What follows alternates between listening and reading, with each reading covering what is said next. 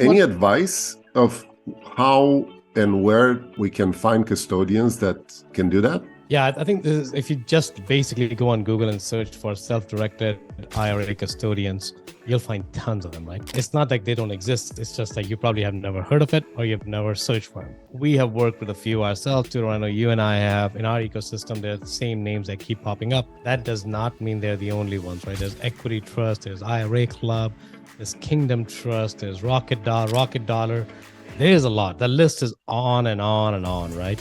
When I first knew about it, I really didn't know where to even look for it. So, but once I got to develop that ecosystem, there's really tons of them. Now, not all custodians are created equal. Right. What does that really mean? That really means you have to understand the custodian that's going to work with you, that matches your style, right? There's fees involved. There's some of them will charge you on asset under management fee, AUM, which is what the financial advisor is charging you on.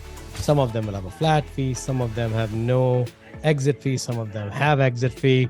So it's a decision that you'll have to make. There's really no simple template to tell you, say, go here and there's a checklist available to do that, because you really have to understand that you have to do your own due diligence, right?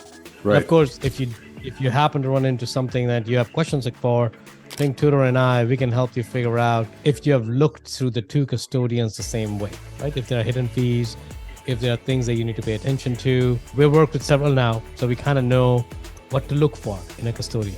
At the end of it, once you pick a custodian, it's a simple path.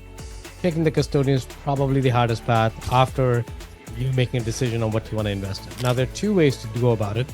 You can establish a custodian account, a self-directed IRA account, and then find the investment, which is the right way to do it.